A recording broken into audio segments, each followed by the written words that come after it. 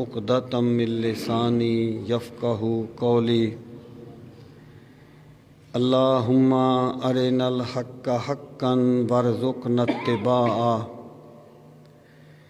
وارنا الباطل باطلا وارزقنا اجتنابہ۔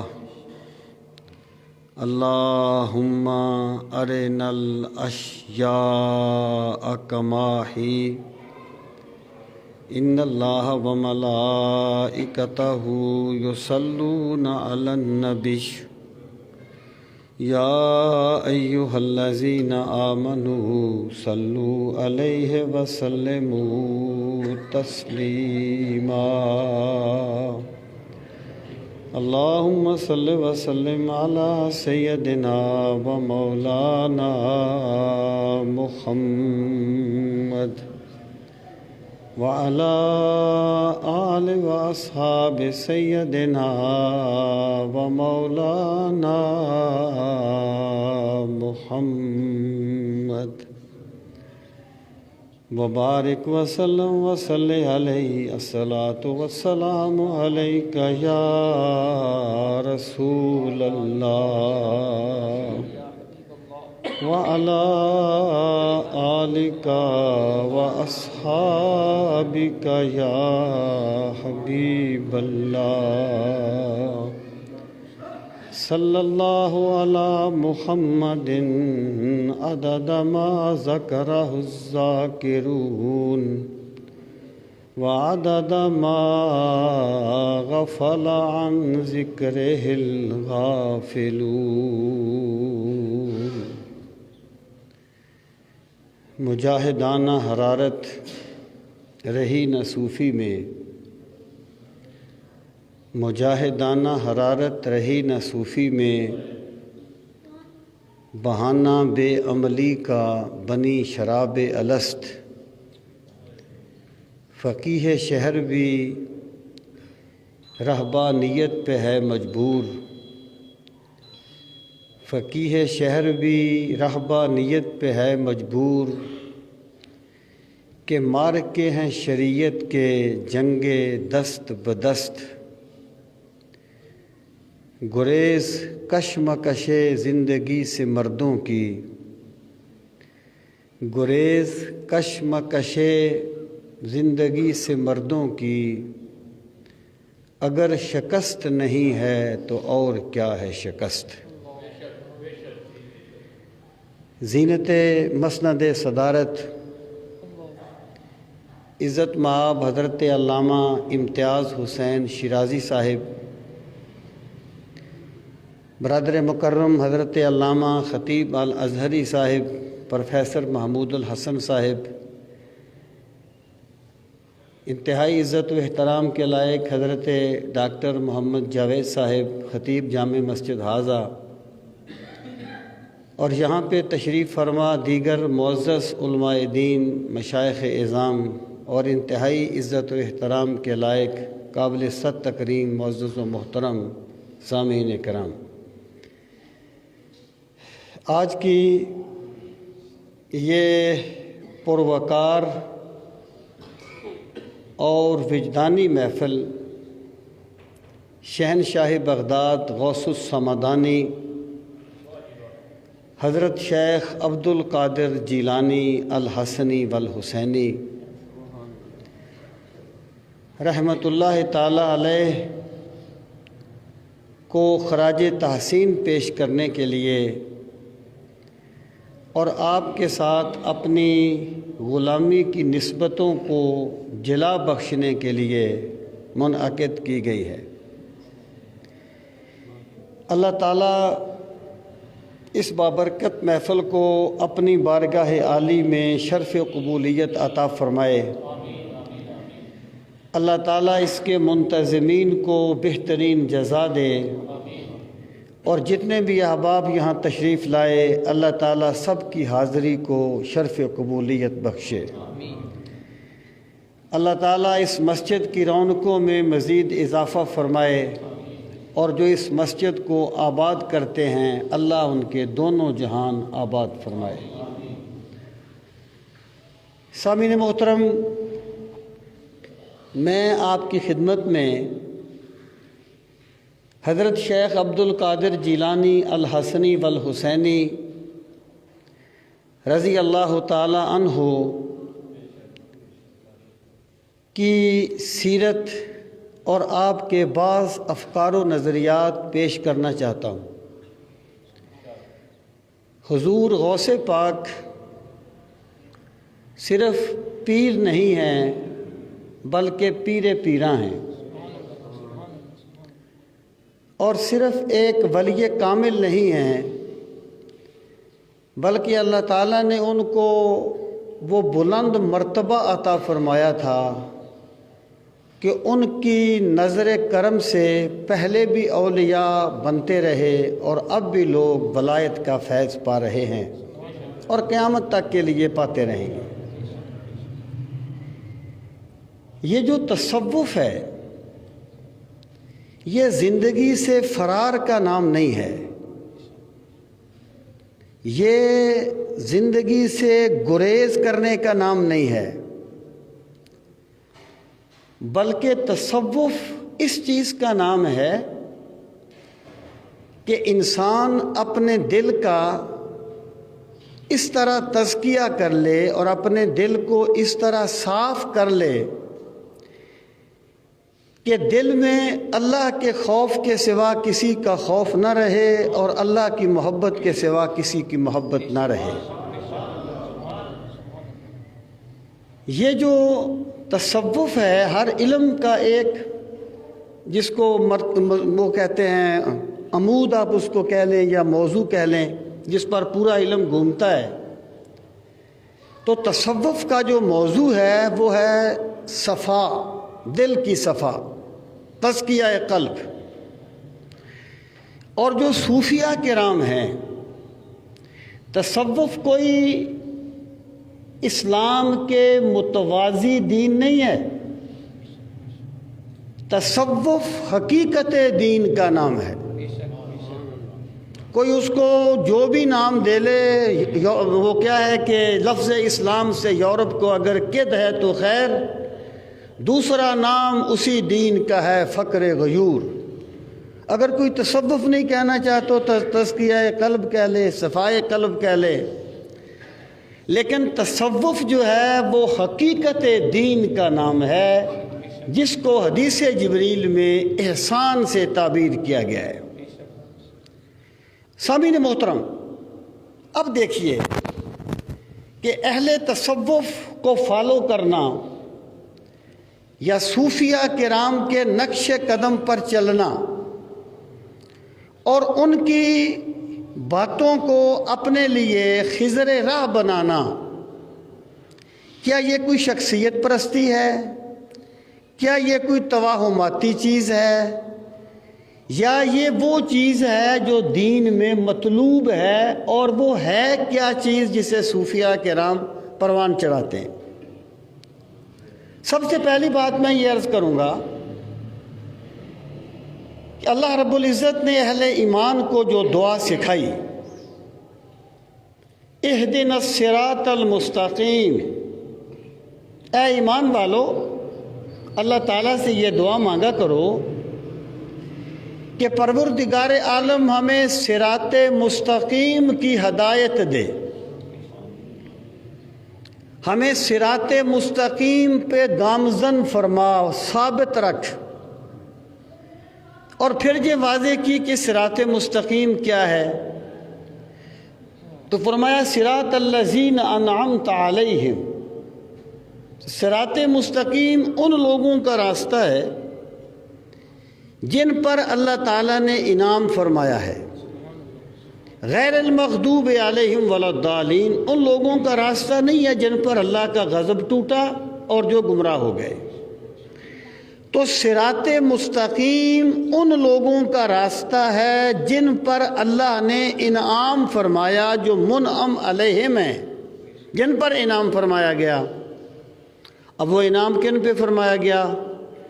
تو اللہ رب العزت نے خود اس کی وضاحت فرما دی کہ انعم اللہ علیہم من النبیین والصدیقین والشہداء والصالحین، جن پہ اللہ نے انعام کیا وہ اللہ تعالیٰ کے انبیاء ہیں، صدیقین ہیں، شہداء ہیں اور صالحین ہیں۔ یعنی صالحین کا راستہ وہ راستہ ہے جسے قرآن مجید صراط مستقیم کہتا ہے۔ انبیاء، صدیقین، شہداء، صالحین میں صالحین بھی شامل ہیں۔ صالحین کا راستہ، صدیقین کا راستہ وہ راستہ ہے جس کو قرآن مجید صراط مستقیم کہتا ہے، اور اہل ایمان کو حکم دیا گیا کہ تم اللہ سے ان کا راستہ مانگا کرو۔ اب سوال یہ ہے، اگر صالحین کا راستہ بابوں کا راستہ ہے تو پھر مجھے بتایا جائے وہ طریقے صالحین کیا ہے جس کی دعا مانگنے کا اللہ نے حکم دیا ہے؟ وہ طریقے صالحین کیا ہے جسے مانگنے کا اللہ نے حکم دیا ہے؟ اب اللہ رب العزت نے اس راستے کو مانگنے کا حکم کیوں دیا؟ اس کی وجہ کیا ہے؟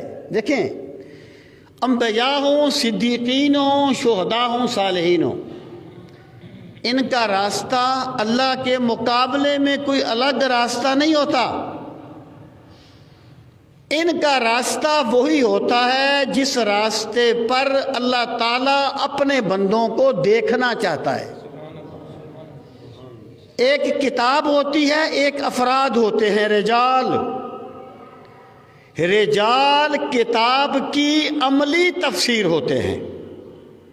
اس لیے رسول کریم صلی اللہ تعالیٰ علیہ وآلہ وسلم نے ایک موقع پر فرمایا کہ میں تم میں دو چیزیں چھوڑے جا رہا ہوں، انہیں مضبوطی سے تھامنا، گمراہ نہیں ہوگے۔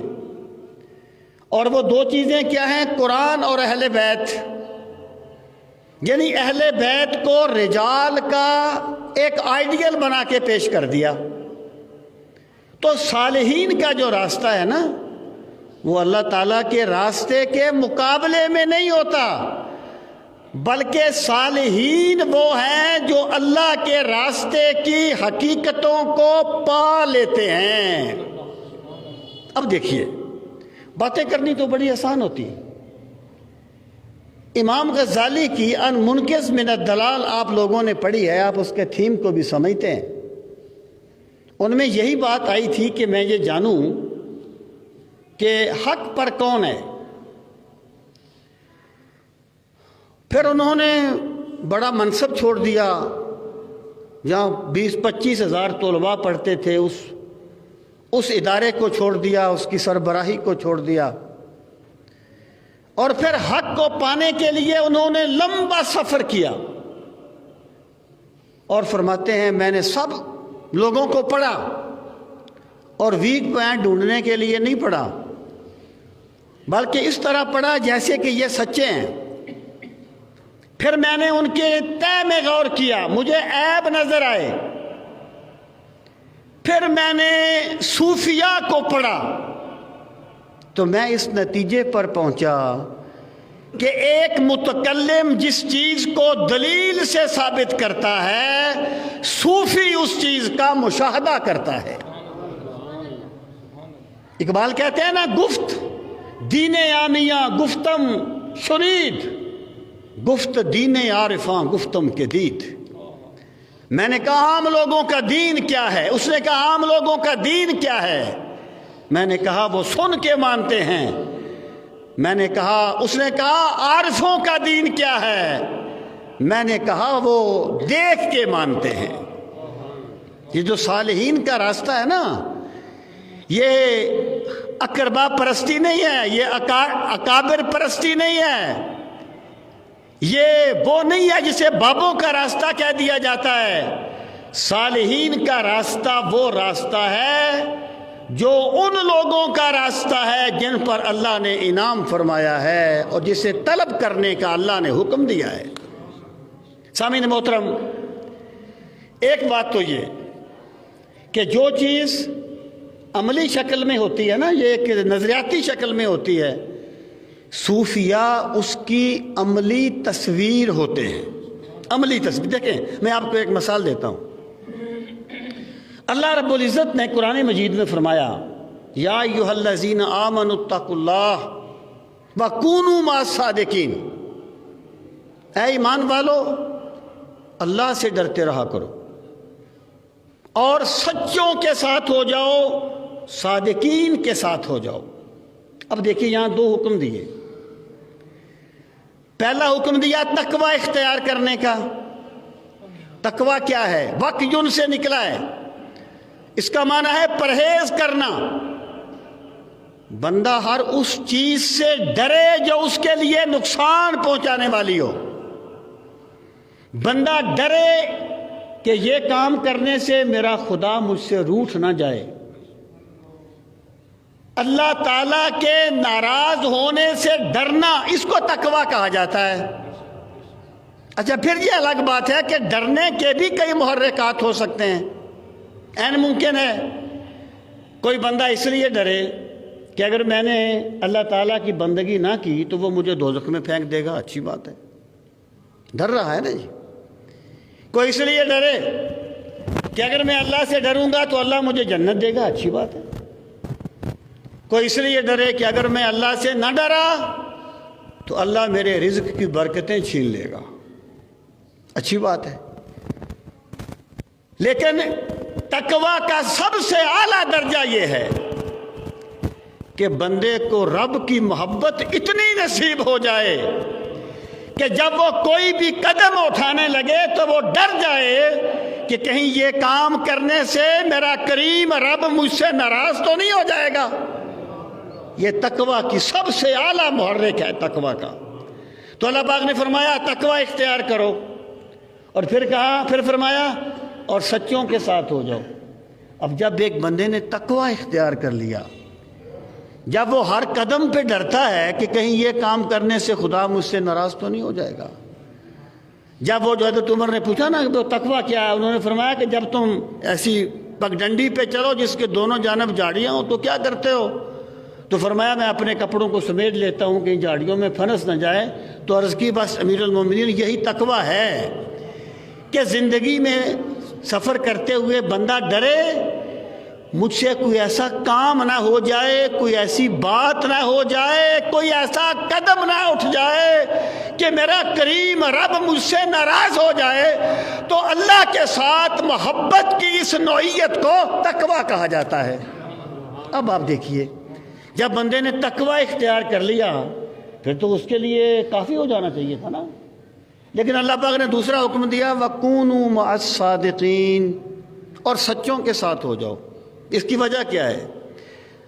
تقوی ایک قلبی معاملہ ہے اور دلیلیں بھی مختلف ہوتی رہتی ہیں، انسانی فکر بھی مختلف ہوتی رہتی ہے۔ اب ہر بندہ اپنے آپ کو یہ سمجھے گا کہ میں تقوی کے راستے پر ہوں۔ اللہ پاک نے فرمایا اپنے تقوی کو پرکھنے کے لیے میرے صالحین کی طرف دیکھا کرو۔ تقوی کی جو کسوٹی ہے نا، جو معیار ہے، وہ صالحین ہیں، وہ صادقین ہیں جو تقوی کا معیار ہیں۔ جس کا تقوی داتا حجویری کے تقوی کے مطابق ہے وہ متقی ہے، جس کا تقوی حضرت خواجہ معین الدین اجمیری کے مطابق ہے وہ متقی ہے، اور جس کا تقوی حضور شہنشاہ بغداد کے مطابق ہے وہ متقی ہے۔ جو اگرچہ تقوی کے دعوے تو بڑے کرتا ہے لیکن صادقین کی معیت سے بے بہرا ہے، اسے تقوی نصیب نہیں ہوا، وہ صرف باتیں کر رہا ہے۔ سامعین محترم، پہلی بات یہ فرمائی کہ تقوی کو پرکھنے کے لیے صالحین کی معیت اختیار کرو تاکہ پتہ چلے کہ تقوی کس کا تقوی ہے، ورنہ باطنیاں بھی اپنے آپ کو تقوی کی راہ پر ہی گامزن کرتے ہیں۔ ہر گمراہ سے گمراہ فرقہ اپنے آپ کو تقوی کی راہ پر ہی گامزن کرتا ہے، تو عملی صورت جو ہوگی نا وہ صادقین ہوں گے اور وہ صالحین ہوں گے۔ سامعین محترم، دوسری بات میں یہ عرض کروں، ایک ہوتا ہے ایک چیز کے خلاف ہونا کسی چیز کا، ایک ہوتا ہے اس سے زائد ہونا، ان میں فرق ہوتا ہے۔ خلاف ہونا اور ہے، زائد ہونا اور ہے۔ وہ منکرین حدیث کہتے ہیں ہم جی اس حدیث کو مانتے ہیں جو قرآن کے خلاف نہیں ہے۔ وہ قرآن کے خلاف حدیث ہو کیسے سکتی ہے؟ قرآن کے خلاف حدیث ہو کیسے سکتی ہے؟ اب قرآن مجید نے یہ کہا کہ تم نماز پڑھو، اور حدیث پاک میں ہمیں بتایا گیا کہ تم نے نماز اس طریقے سے پڑھنی ہے۔ اب یہ قرآن کی مخالفت نہیں ہے، قرآن سے ایک زائد چیز ہے جس کی تبیین رسول کریم علیہ الصلوۃ والسلام نے فرمائی ہے۔ اب میں یہ بات عرض کرنا چاہتا ہوں کہ صالحین کا یا منعم علیہ لوگوں کا راستہ ہوگا کیا؟ منعم علیہ لوگوں کا راستہ کیا ہوگا؟ اگر ایک بات قرآن مجید کی آیت کے ترجمے کے مطابق ہے وہ تو قرآن کا راستہ ہے، اگر ایک صریح حدیث کے ترجمے کے مطابق ہے وہ حدیث کا راستہ ہے، اگر کوئی اجماع امت کے مطابق ہے تو وہ اجماع کا راستہ ہے۔ تو صالحین کا راستہ تو کوئی زائد چیز ہوگی نا، زائد چیز مخالف تو نہیں ہوگی۔ جس کو صالحین کی طرف نسبت کی گئی وہ کوئی زائد چیز ہوگی نا۔ مثلا وہ زائد چیز کیا ہے کہ جن بندوں کی صالحیت کی مخلوق خدا گواہی دیتی ہے، جن بندوں کی صالحیت کی محبت اللہ نے اپنے بندوں کے دل میں ڈال دی ہے، اور جن بندوں کو صالحین کا شرف اس کائنات میں مسلمہ طور پر پایا جاتا ہے، ان کا وہ راستہ جو اگرچہ تمہیں نصوص میں نہ ملے لیکن وہ نصوص کے مخالف نہیں ہوتا، وہ صالحین کا راستہ ہوتا ہے، اسے بھی طلب کرنے کا اللہ نے حکم دیا ہے۔ میں آپ کو مثال دیتا ہوں کہ مزارات پہ جانا، وہاں جا کے اکتساب فیض کرنا، اب صراحتاً تو کوئی ایسا حکم آپ کو نہیں ملے گا، لیکن مجھے بتائیے کوئی بندہ ہے جو کہے گا کہ خواجہ معین الدین اجمیری صالحین میں سے نہیں ہے؟ کوئی جرت کرے گا؟ کوئی بندہ کہے گا کہ حضرت داتا گنج بخش حجویری صالحین میں سے نہیں ہے؟ کوئی کہے گا کہ حضرت شیخ عبد القادر جیلانی صالحین میں سے نہیں ہے؟ جب یہ مزارات پہ جاتے ہیں اور اکتساب فیض کرتے ہیں تو پھر یہی وہ صالحین کا راستہ ہے جس کی دعا اللہ نے مانگنے کا حکم دیا ہے۔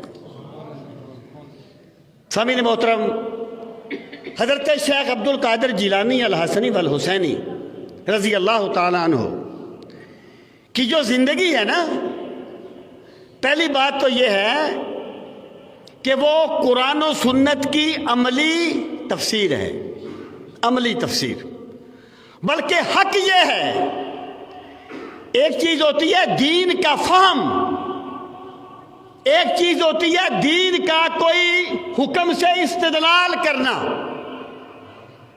تو میرے بھائی، دین کا جو فہم ہے نا، جو میرے رب نے شیخ عبد القادر جیلانی کو عطا فرمایا تھا، بڑے بڑے علماء اور مجتہدین ان کی گرد راہ کو نہیں پہنچ سکتے۔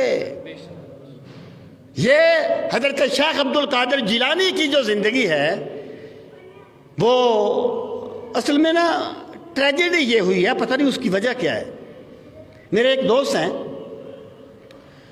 وہ کہا کرتے تھے، کہتے تھے کہ مجھے اس بات کی سمجھ نہیں آتی تھی کہ بندہ چشتی ہو تو 11ویں غوث پاک کی ضرور دلواتا ہے، بندہ نقش بندی ہو تو پھر بھی غوث پاک کی 11ویں دلواتا ہے، بندہ جو ہے وہ کسی بھی سلسلے سے تعلق رکھتا ہے تو غوث پاک کی 11ویں بھی دلواتا ہے، عقیدت کا اظہار بھی بہت زیادہ کرتا ہے۔ مجھے سمجھ نہیں آتی تھی اس کی وجہ کیا ہے۔ کہنے لگے جب میں نے حضور غوث پاک کو پڑھا نا، جب میں نے ان کی کتابوں کو پڑھا تو پھر میں اس نتیجے پر پہنچا کہ اس بغداد کے کتب نے جو اللہ کی طرف لوگوں کو بلانے کا ہوکا لگایا ہے نا، تو میرے رب نے ان کے ذکر کو بلند کر دیا ہے کہ تم نے پوری زندگی میرے ذکر کا ہوکا لگایا ہے، میں تمہاری محبت مخلوق کے دلوں میں ڈال رہا ہوں۔ یعنی ایسے کوئی تاثر دیا گیا۔ وہ حضرت شیخ عبد القادر جیلانی کو کبھی آپ دیکھیں تو صحیح، وہ فرماتے ہیں لوگوں، تصوف رنگ برنگے کپڑے پہننے کا نام نہیں ہے، تصوف رنگ برنگے کپڑے پہننے کا نام نہیں ہے، تصوف اچھلنے کودنے کا نام نہیں ہے، تصوف تو اس چیز کا نام ہے کہ بندہ اپنے دل کو غیر اللہ سے صاف کر لے، اس کے دل میں اللہ کے سوا کوئی اور نہ بسے۔ سامعین محترم، اب ہم حضرت شیخ عبد القادر جیلانی کی زندگی سے چند چیزیں سمجھنے کی کوشش کرتے ہیں۔ ہمیں جو پہلی چیز نظر آتی ہے ان کی زندگی میں وہ یہ ہے، دیکھیں اللہ تعالیٰ کی جو ذات گرامی ہے نا، اسے پانے کے دو طریقے ہیں۔ قرآن مجید میں کہا گیا اللہ یجتبی الیہ من یشاء ویہدی الیہ من ینیب، اللہ تعالیٰ جسے چاہتا ہے چن لیتا ہے، اور جسے چاہتا ہے اور جسے جو کوشش کرتا ہے، جو اس کی طرف رجوع کرتا ہے، اسے ہدایت دیتا ہے۔ یعنی فائنل اتھارٹی اللہ تعالیٰ کی ذات ہی ہے، بندہ کوشش کرتا ہے، اللہ تعالیٰ دستگیری فرماتا ہے۔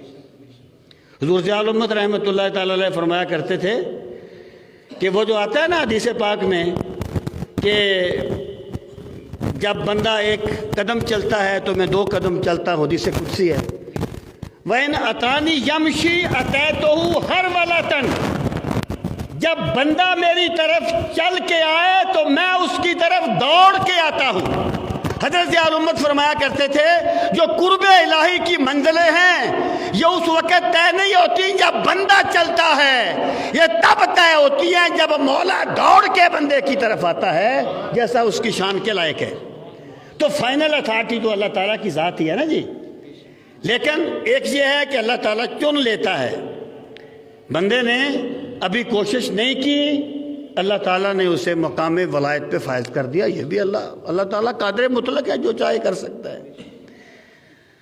اس کو کہا گیا اجتباء، اور ایک ہے اہتداء۔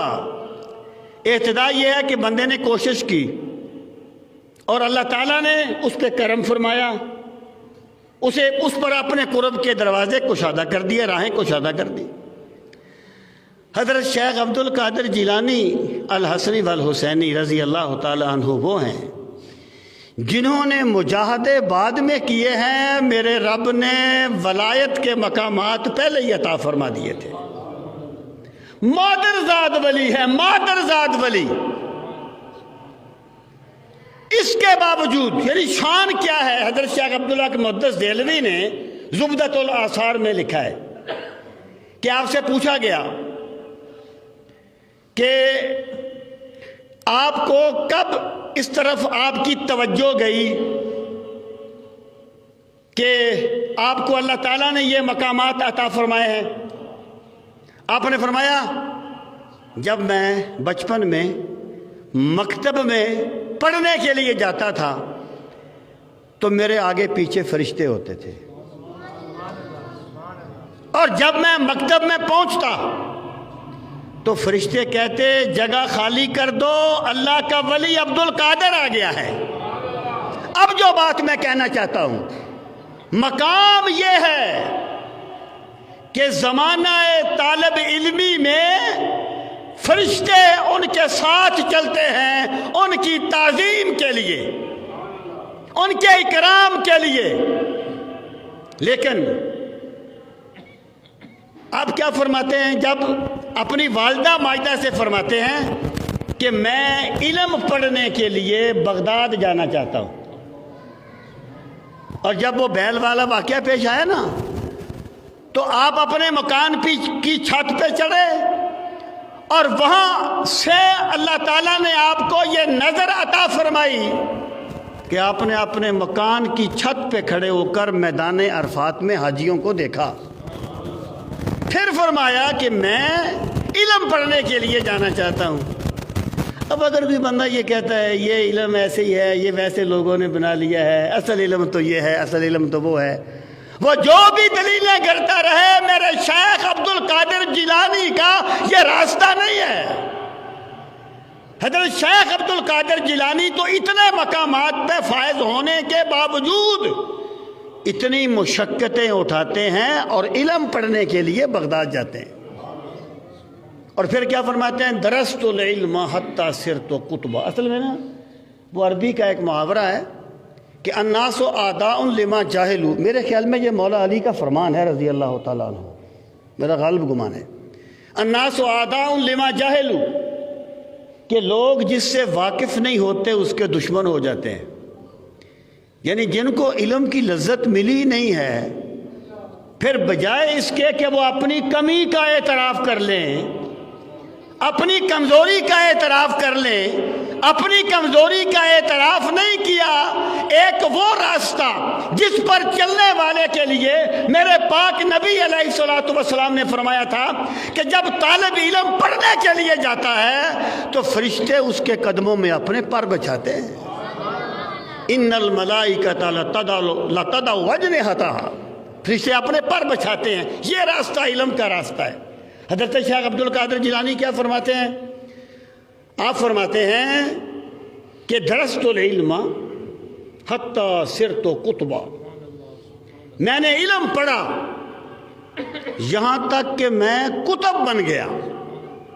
اب دیکھیے، علم یہ ہے نا، علم اسلامی نظریات کے مطابق علم کوئی ایسی چیز نہیں ہے کہ جسے پہلے بندہ پڑھے گا اور پھر وہ کسی مقام پر پہنچے گا۔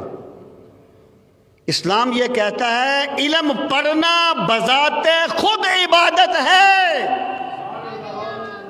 اور رسول کریم علیہ الصلوۃ والسلام نے فرمایا من سلک طریقا یطلب فیہ علما سلک اللہ بہ طریقا من طرق الجنہ، جو بندہ علم حاصل کرنے کے لیے کسی راستے پر چلتا ہے اللہ تعالیٰ اس کے بدلے میں اسے جنت کے راستوں پر چلائے گا۔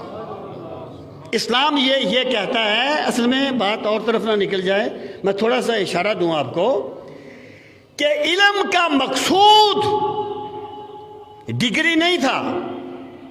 جب سے علم کا مقصود ڈگری سمجھا گیا ہے نا، ہر چیز پروفیشنل ہو گئی ہے، مقصدیت ختم ہو گئی ہے۔ علم کا مقصود تھا معرفت الہی، انما یخشی اللہ من عبادہ العلماء، جو جانتے ہیں وہ اللہ سے ڈرتے ہیں۔ علم کا مقصود یہ ہے۔ تو علم کوئی ایسی چیز نہیں ہے کہ جسے بعد میں کوئی اس کا ریٹرن مل جائے تو مل جائے۔ میرے غوث پاک کا طریقہ یہ کہتا ہے کہ میں نے علم پڑھا اور میں کتب بن گیا۔ جو علم پڑھتے ہوئے کتب بن گیا تھا وہ بعض کے مجاہدات سے کس مقام پہ فائز ہوا ہوگا۔ سامعین محترم، ایک اور چیز پہ غور فرمائیے۔ اصل جو چیز ہوتی ہے نا وہ ہوتی ہے بندے کی طلب۔ میں نے عرض کیا کہ حضرت شیخ عبد القادر جیلانی الحسنی والحسینی نجیب الطرفین سید، ماں بھی سید، والد بھی سید، ماں بھی ولی، والدہ بھی، ماں بھی ولی، باپ بھی ولی، نانا بھی ولی، نانی بھی ولی، ولیوں کے خاندان کا شہزادہ ہے۔ لیکن مجال ہے کبھی میں آئی ہو، مجال ہے کبھی یہ سوچا ہو کہ میں یہ ہوں۔ اب دیکھیے، بڑا مشہور واقعہ ہے، میں اس کا نتیجہ عرض کروں گا۔ آپ فرماتے ہیں کہ ہم پڑھتے تھے بغداد میں، دو میرے اور دوست تھے، ساتھی تھے، کلاس فیلو تھے۔ ایک ولی کے بارے میں سنا کہ وہ جب چاہتے ہیں حاضر ہو جاتے ہیں، جب چاہتے ہیں غائب ہو جاتے ہیں۔ کہتے ہیں ہم نے کہا چلو ان کے پاس چلتے۔ اب ذرا طلب صادق سمجھیے حضرت شیخ عبد القادر جیلانی کی فکر میں، طلب صادق۔ آپ نے فرمایا، آپ فرماتے ہیں کہ میرے ایک ساتھی نے کہا کہ میں ان سے جب میں جاؤں گا نا، میں ان سے ایسا مشکل سوال کروں گا کہ انہیں جواب نہیں آئے گا۔ دوسرے نے کہا کہ میں ان سے سوال کروں گا اور پھر میں دیکھوں گا جواب دے سکتے ہیں کہ نہیں۔ حضرت شیخ فرماتے ہیں میں نے کہا کہ ابھی میں تو صرف اللہ کے ولی کی زیارت کرنے کے لیے جا رہا ہوں۔ طلب صادق دیکھیے، آپ دیکھیں، اگر طلب صادق ہو آپ یقین جانیے ہر جگہ سے فیض ملے گا۔ اگر طلب ہی صادق نہ ہو تو غوث کتب ابدال کیا جناب سرکار کی بارگاہ میں بیٹھنے والے منافق فیض نہیں پا سکے کیونکہ طلب نہیں تھی۔ جب طلب صادق ہوتی ہے نا پھر فیض ملتا ہے۔ حضرت جنید بغدادی فرمایا کرتے تھے رحمت اللہ تعالی علیہ کہ میں نے اخلاص ایک حجام سے سیکھا تھا، میں نے اخلاص ایک حجام سے سیکھا تھا۔ لوگوں نے کہا حضرت کیسے؟ آپ نے فرمایا میں مکہ مکرمہ میں تھا، استاد نے کہا حجامت بنوا کے آؤ، میرے پاس پیسے نہیں تھے، میں چلا گیا ایک حجام کی دکان پہ، میں نے کہا بھئی میرے پاس پیسے تو نہیں ہیں، اللہ کے لیے میری حجامت کر دو، اللہ کے لیے میرے بال کاٹ دو۔ تو وہ جس بندے کے بال کاٹ رہا تھا نا، ابھی آدھے کاٹے تھے آدھے باقی تھے، اس سے کہنے لگا آپ ذرا سائیڈ پہ ہو جائیں، میں پہلے ان کے بال کاٹ دوں۔ فرماتے ہیں میں نے کہا نہیں پہلے اس کے بال کاٹ لو۔ کہنے لگا نہیں، جو کام اللہ کے لیے کرنا ہے سب سے پہلے کرنا ہے۔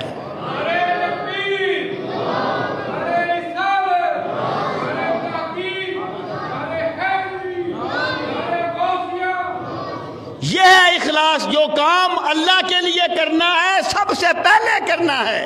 تو کس سے سیکھا؟ حجام سے۔ سفر ہے شرط مسافر نواز بے تیرے، ہزارہا شجرے سایہ دار راہ میں ہے۔ جب بندے کی طلب صادق ہوتی ہے نا پھر اسے ہر جگہ سے فیض ملتا ہے۔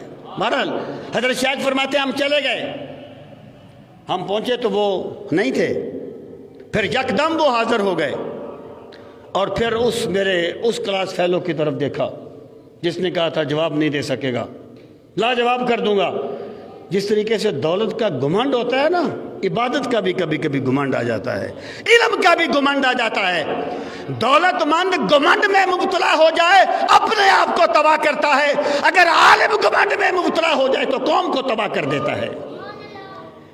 تو اس کی طرف دیکھا، فرمانے لگے تیرا سوال یہ ہے اور تیرے سوال کا جواب یہ ہے، اور میں دیکھتا ہوں تو اللہ کے بندوں کے بارے میں بدگمانی کرنے کے سبب کافر ہو کے دنیا سے جائے گا۔ اور پھر دوسرے کی طرف دیکھا، فرمایا تیرا سوال یہ ہے، تیرے سوال کا جواب یہ ہے، اور دنیا تیرے یہاں یہاں تک پہنچ جائے گی۔ اور پھر میری طرف دیکھا، فرمایا بیٹا تم نے ادب کی حد کر دی، تمہاری طلب بڑی صادق ہے، میں دیکھتا ہوں کہ ایک دن آئے گا تو بغداد کے منبر پہ بیٹھ کے اعلان کرے گا قدمی حاضہی علی رکبت کل ولی اللہ، میرا یہ قدم ہر ولی کی گردن پر ہے، اور پھر دنیا کے ولی اپنی گردنیں جھکا دیں گے۔ تو جس طریقے سے میرے شیخ نے فرمایا تھا ویسے ہی ہوا، ویسے ہی ہوا۔ اسے یہ ہے میرے شیخ کی تعلیم، میں یہ میں، او بھائی جس بندے کی میں نہیں مری وہ صوفی کیسا ہے؟ جس بندے کی میں ہی نہیں گئی وہ تصوف کے راستے پر چلا کب ہے؟ صوفی تو پہلے قدم پہ میں کو مارتا ہے یار، کر کر سجدے بڈھے ہو گئے ملا پنڈت سارے، رب دا کھوج کھرا نہیں لبا کر کر سجدے ہارے، تے رب تے تیرے اندر وسدا ہوئے وچ قرآن اشارے، تے بلے شاہ رب انہوں ملدا جڑا اپنے نفس نو مارے۔ وہ کیسا صوفی ہے جو میں کرتا رہتا ہے؟ اور پھر سنیے میرے شیخ کی تعلیمات سنیے، حضرت شیخ عبد القادر جیلانی، ایک صاحب مجھ سے اس مسئلے پہ تقریباً لڑ پڑے تھے. میں نے کہا بھی میں آپ کو حوالہ دے دیتا ہوں، اگر میرا حوالہ غلط ہو تو میں مجرم ہوں، اگر میں آپ کو شیخ کی کتاب نہ دکھاؤں تو میں مجرم ہوں. اعتراض مجھ پہ نہ کر. دیکھیں اصل بات یہ ہے، جس طریقے سے یہ چھوٹے چھوٹے بچے بیٹھے ہیں، جو 5-6 سال کا بچہ ہے، اس کو آپ سمجھا سکتے ہیں کہ زندگی کی مشکلات کیا ہوتی ہیں؟ یہ خول ہوتا ہے نا جی، ہر بندہ ایک خول میں ہوتا ہے، ہر بندہ ایک خول میں ہوتا ہے. قل کل یعمل علی شاکلتہ، ہر بندہ خول میں ہے. تو بندہ جس چیز کو نہ سمجھ سکے، کم از کم اپنی ناسمجھی کا ادراک تو کر لے، اپنی ناسمجھی کا احساس تو کر لے. تو بہرحال میں یہ بات عرض کر رہا ہوں، حضرت شیخ عبد القادر جیلانی الحسنی والحسینی رضی اللہ تعالیٰ عنہ کی جو سوچ ہے نا، آپ فرماتے ہیں ہر انسان کو اپنے آپ سے بہتر سمجھا کر. اور دیکھیں یہ دنیا ہے، یہاں اختلاف مراتب ہے، ایک بندہ بادشاہ ہے، ایک اس کا دربان ہے، لیکن یہ میرا رب ہی جانتا ہے اس کو بادشاہ پسند ہے کہ دربان پسند ہے. زاہد نگاہ کم سے کسی رند کو نہ دیکھ، کیا خبر اس کریم کا تو ہے یا وہ پسند، اور آدم کے کسی روپ کی توہین نہ کر، پھرتا ہے خدا دنیا میں کئی بیس بدل کر. ہر انسان کا احترام کرنا چاہیے. حضرت شیخ فرماتے ہیں یعنی اگر ایک بندے کا ایک نوکر ہے تو کیا ضروری ہے کہ اللہ کی بارگاہ میں نوکر سے وہ افضل ہے؟ یہ کس نے کہہ دیا؟ آپ فرماتے ہیں ہر بندے کو اپنے آپ سے بہتر سمجھ. اگر وہ عالم ہے اور تو عالم نہیں ہے تو یہ سوچ اللہ نے اسے علم عطا کیا ہے جو میرے پاس نہیں ہے. اگر وہ جاہل ہے اور تو عالم ہے تو یہ سوچ یہ تو جانتا نہیں ہے، اللہ تعالیٰ کی نافرمانی کرتا ہے، اور تو جانتے بوجھتے ہوئے گناہ کرتا رہتا ہے. اگر وہ بچہ ہے تو یہ سوچ چھوٹا بچہ ہے، اس نے وہ گناہ نہیں کیا جو میں نے کیے ہیں. اور اگر بڑا ہے تو سوچ اسے اللہ کی بندگی کا جو موقع ملا ہے مجھے نہیں ملا. فرماتے اگر وہ کافر ہے تو پھر بھی اسے حقارت سے نہ دیکھ، یہ سوچ شاید اللہ اسے ایمان کی دولت دے دے اور یہ ایمان لے کے دنیا سے جائے، نہ جانے میرا انجام کیسا ہوگا، نہ جانے میرا انجام کیسا ہوگا. ایک مرتبہ حضرت آپ تشریف لے جا رہے تھے تو ایک گلی میں ایک نشئی سا بندہ بیٹھا ہوا تھا، جیسے یہ ہوتے ہیں. کہنے لگا حضرت کیا اللہ ہر چیز پہ قادر ہے؟ آپ نے فرمایا ہاں میرا خدا ہر چیز پہ قادر ہے. اس نے پھر کہا، کہنے لگا کیا اللہ ہر چیز پہ قادر ہے؟ آپ نے فرمایا ہاں میرا اللہ ہر چیز پہ قادر ہے. اس نے پھر تیسری مرتبہ کہا کیا اللہ ہر چیز پہ قادر ہے؟ حضرت شیخ پر کیفیت طاری ہو گئی، آپ سجدہ ریز ہو گئے، زارو قطار روئے. فرمایا ہاں میرا اللہ ہر چیز پہ قادر ہے. بعد میں کسی نے پوچھا کہ حضرت یہ کیا بات تھی؟ وہ تو عام سا بندہ تھا، اس نے ایک سوال کیا تھا، آپ اس قدر کیفیت میں چلے گئے. آپ نے فرمایا جب اس نے پہلی مرتبہ کہا نا کیا اللہ ہر چیز پہ قادر ہے، تو اس کا مطلب یہ تھا کہ کیا اللہ تعالیٰ ایسا کر سکتا ہے کہ وہ میرے گناہ معاف کر دے؟ میری زندگی جو اس طرح گزر گئی، گناہوں میں گزر گئی، کیا اللہ ایسا کر سکتا ہے کہ وہ میرے گناہ معاف کر دے؟ تو میں نے کہا ہاں میرا خدا اس پہ قادر ہے. پھر اس نے کہا کیا اللہ ہر چیز پہ قادر ہے؟ اس کا مطلب یہ تھا کہ کیا اللہ ایسا کر سکتا ہے کہ مجھے بھی آپ جیسا بنا دے؟ آپ نے فرمایا ہاں میرا اللہ اس چیز پہ قادر ہے، وہ اس مقام پہ آپ کو پہنچا سکتا ہے. اور جب اس نے تیسری مرتبہ پوچھا نا، اس کا مطلب یہ تھا کیا ایسا بھی اللہ تعالیٰ کر سکتا ہے کہ آپ کو میری جگہ پہ لے آئے اور مجھے آپ کی جگہ پہ؟ تو میں ڈر گیا اپنے رب کی بے نیازی سے، میں ڈر گیا اپنے رب کی بے نیازی سے، میں رویا اپنے رب کی بارگاہ میں، اور پھر میں نے کہا کہ ہاں میرا خدا اس پہ بھی قادر ہے، وہ ایسا کر سکتا ہے۔ میرے بھائی، یہ ہے حضور غوث پاک، یہ ہے حضور غوث پاک کی فکر اور آپ کی تعلیمات۔ ہمیں حضور غوث پاک کی تعلیمات بیان کرنے کے لیے مضحکہ خیز باتیں بیان کرنے کی کیا ضرورت ہے یار؟ تم ان کی تعلیمات کو پڑھو، کتابوں کو پڑھو، ایک ایک جملہ بتائے گا کہ وقت کا غوث بول رہا ہے۔ سامعین محترم، میں آپ کو ایک دو آپ کے باتیں سناتا ہوں، آپ کے افکار سناتا ہوں۔ پہلی بات، اخلاص جو تصوف کا عمود ہے، مرجع ہے، اخلاص۔ آپ فرماتے ہیں علامت اخلاصک ان لا تلتفت الی مدح الخلق وذمهم۔ اللہ اکبر۔ تیرے مخلص ہونے کی علامت یہ ہے کہ لوگوں کی مدح و ذم کی پرواہ نہ کیا کر۔ اگر تم نے ایک کام کیا اور لوگوں نے تمہاری بڑی تعریف کی، تم اس کام کو کرتے رہے۔ تم نے ایک کام کیا، تمہارے خیال میں صحیح کام تھا، لیکن لوگوں نے طعن و تشنیع کے تیر برسا دیے اور تو نے اس کام کو چھوڑ دیا۔ اس کا مطلب یہ ہے تو کام اللہ کے لیے نہیں کر رہا، بندوں کے لیے کر رہا ہے، بندوں کے لیے کر رہا ہے۔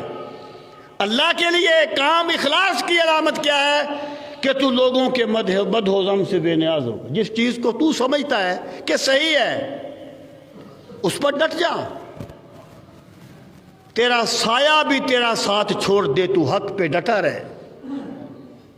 جب حضرت امام حسین جا رہے تھے نا کربلا کی طرف، کوفہ کی طرف آپ جا رہے تھے، معروف بات ہے، آپ کو راستے میں فرزدق ملا شاعر، اس نے پوچھا، آپ نے پوچھا لوگوں کو کس حال میں پایا؟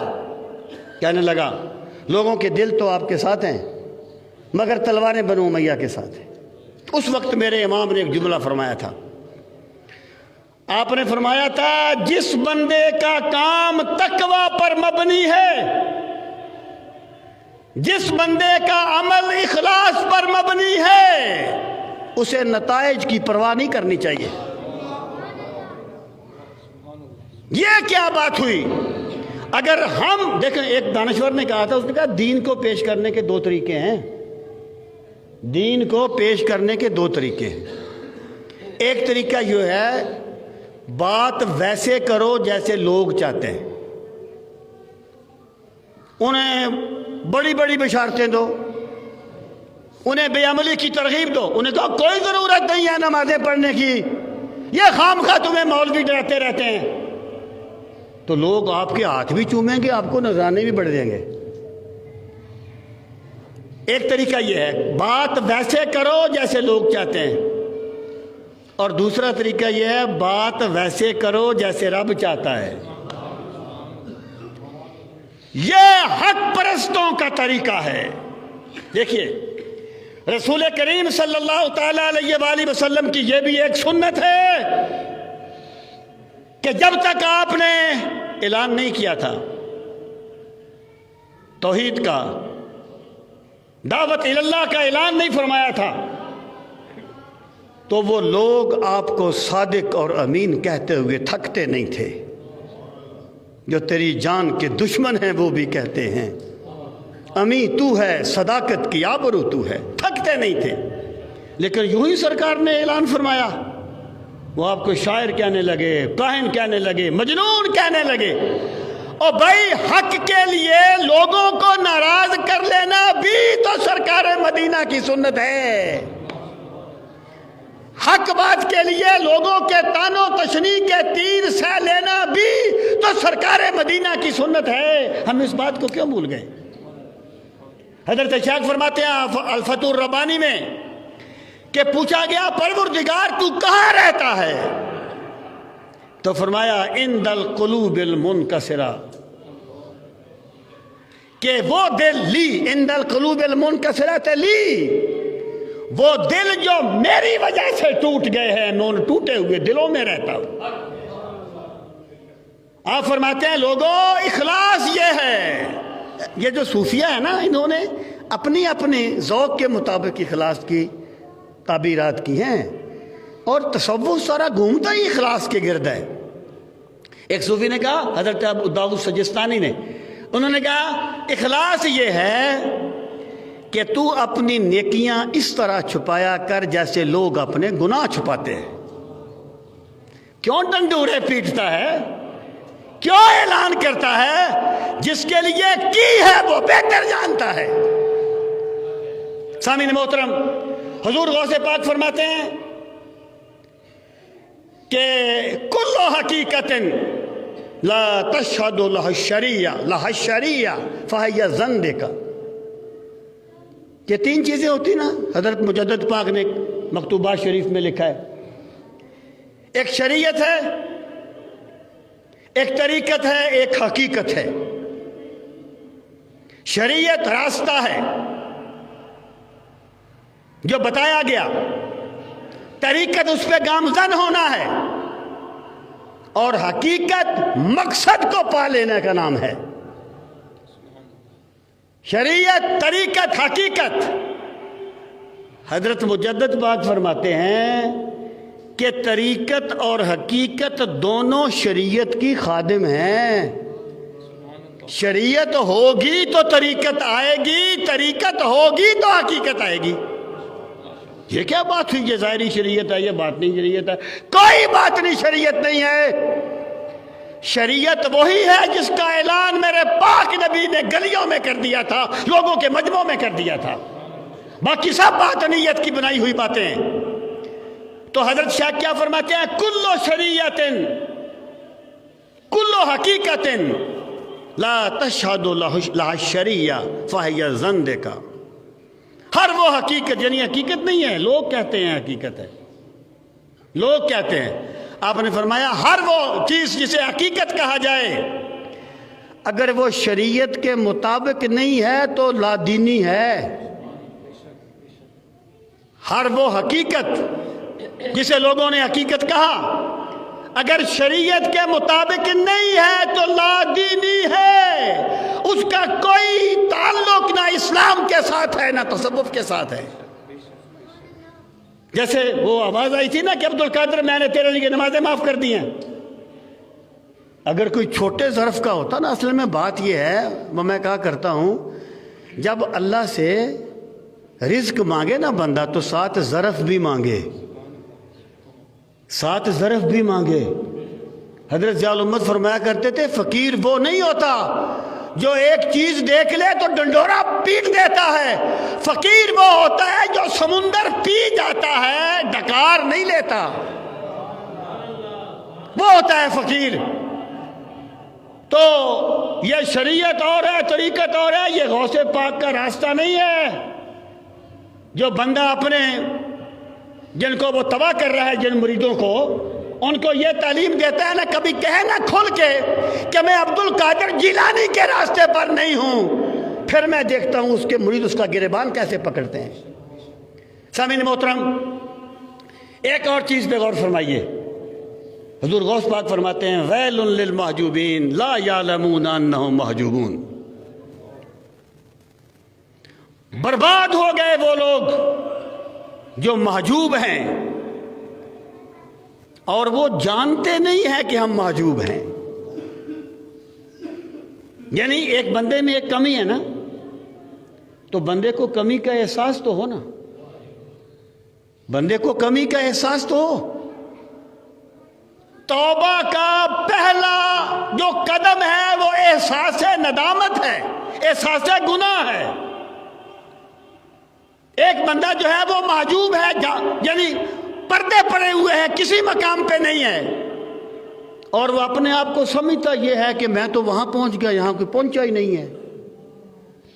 تو یہ جو اپنی کمی کا احساس ہے نا، یہ میرے رب کا بہت بڑا انعام ہوتا ہے۔ ایک صحابی آئے تھے سرکار کی بارگاہ میں، ان کا اسم گرامی تھا حضرت وابصہ رضی اللہ تعالیٰ عنہ۔ انہوں نے اس لیے آئے تھے کہ سرکار سے پوچھے کہ ایمان کی حقیقت کیا ہے۔ بندے کو جو چیز زیادہ محبوب ہوتی ہے نا، بندہ اس کے بارے میں نا شک میں مبتلا رہتا ہے، ڈرتا رہتا ہے، مشورے کرتا ہے لوگوں سے۔ اور صحابہ کرام وہ ہیں جن کے دلوں میں اللہ نے ایمان کو محبوب کر دیا تھا اور مزین کر دیا تھا جن کے دلوں میں ایمان کو۔ وہ آئے یہ پوچھنے کے لیے کہ ایمان کی حقیقت کیا ہے۔ اب سنیے جملہ سرکار نے کیا فرمایا تھا۔ آپ نے فرمایا اذا سرت کا حسنۃ وساءت کا سیئۃ فانت مومن۔ جب تجھے نیکی کر کے خوشی ہو اور اگر تجھ سے گناہ ہو جائے، تجھے ندامت لگ جائے، تو شرمندہ ہو جائے، فانت مومن، تو تیرا ایمان سلامت ہے۔ اگر تو نے اپنے خون پسینے کی کمائی اٹھا کر کسی یتیم کو دے دی اور تو خوش ہوا کہ میں نے اپنے مولا کے نام پہ صدقہ دیا ہے، میرے خدا نے مجھے یہ سعادت بخشی ہے، اور اگر نماز چھوٹ گئی، مثال دے رہا ہوں، تو بندہ پریشان ہو جائے جیسے مولا علی کی آنکھوں میں آنسو آ گئے تھے، حالانکہ وہ نماز کوئی سستی سے نہیں چھوٹی تھی، وہ ایک بڑے اعلیٰ مقصد کے لیے یہ بات ہوئی تھی۔